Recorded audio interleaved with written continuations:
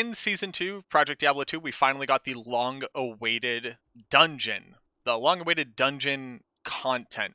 So what a dungeon is, if you haven't seen a dungeon, I've actually run a dungeon twice now. I duoed a dungeon with BT, so I'll put something up here for that. I also ran a dungeon with just a random pug group from Twitch chat. I'll put that one up here somewhere. What the dungeon is an incredibly difficult max area level content where every monster has resistances that make them completely immune to multiple sources of damage that you cannot break. You can't break it with Amplify damage and Battle Cry. You can't break it with Decrepify and Amplify damage. You can't break it with lower resistance and Conviction Aura. They just are unbreakable altogether. On top of that, there are still boss packs. Those boss packs can also roll with resistances due to being whatever types of enchantments that they have. Those can typically be broken unless they are the same damage type that they are completely immune to.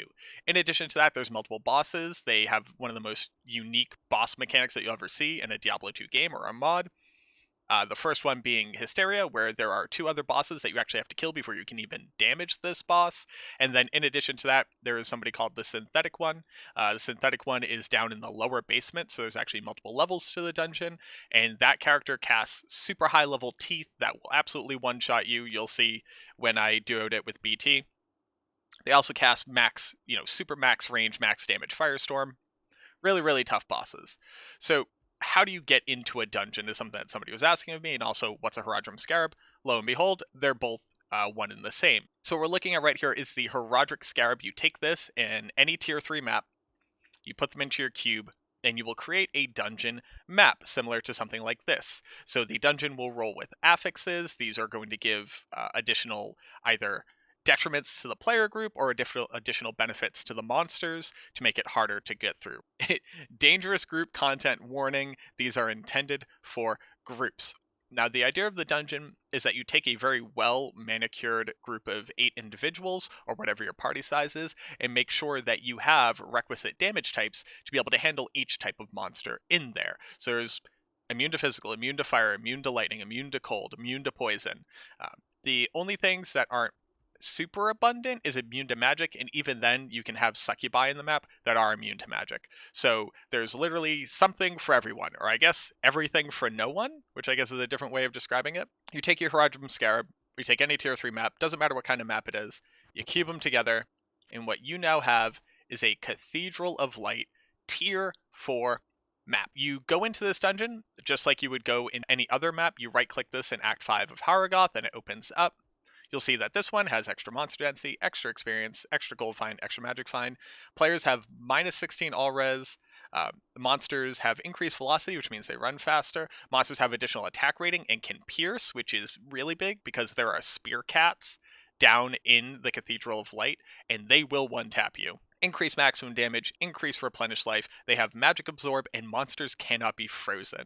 This thing would be absolutely disgusting to run. Now, the question that I got asked is, can you re-roll dungeons? And that's what we're going to try to find out here. This, we need P-Gem and a Thule. Greater Root. P-Gem. Gem. Thule. Greater or rare map? Perfect gem. Thule. The map.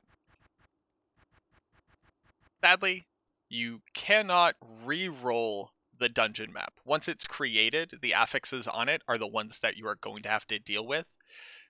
If you're looking to go into this map and you're not willing to go watch where BT and I duoed one, the damage sources that we had available to us were physical, lightning, and fire, which meant that I was able to kill about half of the monster groups in the dungeon with my bows on, and he was able to kill the other half of the groups with his Omni Den, which uses a dual dream setup and a dual dragon setup on swap. To give you an idea of like the bare minimum, you can do this on just an Omnidem because you do have physical damage as well, although it took BT something like 2+ hours to run it solo. And then for us to run it together, it took about 50 minutes, and we full cleared the map. We killed every boss, killed every pack on it. It took us about 50 minutes just to run the map. Now, a couple things to note about dungeons and why they are a really cool source for particular items. Everything in the dungeon is high enough level to drop the requisite item level 91 that you would need to roll plus 45 Vita on a Skiller Grand Charm.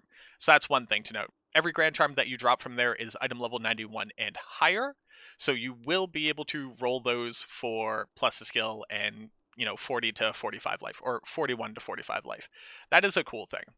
Now I will say, a lot of the monsters in there are super amped up, and they're giant damage soaks. So when I say that, I mean, even if you have the requisite damage type, it still just takes longer to kill them. They're higher monster level because the area level is above 91. They're a higher monster level, and then if you get champion and boss packs, you add 2 and 3 to their levels again. So they just literally have more hit points.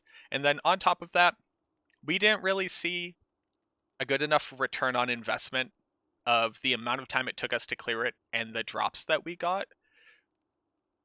There is a certain point in Diablo 2 where, other than GCs and also every monster being able to drop the unique of the treasure class that they're able to drop from, there isn't much more benefit to something just being stronger and harder to kill for drop rate. So if you're able to kill a level 88 Fallen in any tier 3 map, and that thing dies in one pop, that thing can drop almost every single piece of gear in the game. So being able to one-shot one of them and drop your Burr rune, or drop your Zod rune, or drop your Arachnid Mesh, versus having to kill something that is immune to 5 different damage types that also has almost double the hit points that the monster normally has, you start to see why these might not be the best option if you're looking to quickly farm. Now, that being said, I don't think anybody has really sat down, built the perfect group for running dungeons, and then said, let's farm a lot of these to get some data. So I'm in no way, shape, or form trying to say that we can conclusively say one way or the other whether or not dungeons are a good farm spot. Hopefully, as the season moves on a little bit further and people just have accessible currency so that we can build out basically a perfect team, maybe we'll be able to go through and get some of that data. I will say it was a ton of fun. It's the most fun I've ever had playing Diablo 2 content ever, because the fights were legitimately hard. Each boss pack that we hit around every corner was its own mini boss, where we had to figure out what the best way to handle it was, when we had to retreat, when we had to train mobs, when we had to kite mobs, when we had somebody die, being able to get back in and get your body so you can continue doling damage. Sincerely, the most fun that I've had playing Diablo 2, and if you haven't gone into a dungeon, I would highly recommend it. Try corrupting, try using a standard of heroes.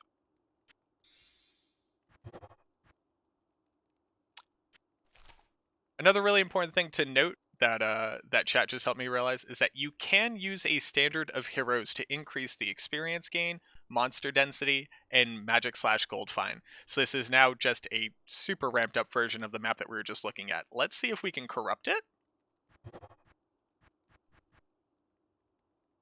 Ah, I can click it and it can start to corrupt it, but nothing changed. Also, it didn't use a shard. Interesting. Okay, so that's still working. Try this again. No. Alright. So you're not able to corrupt it, at least not after hitting with the standard of heroes. But if you're looking for an even greater challenge, well, there you go. Now you can do it that way.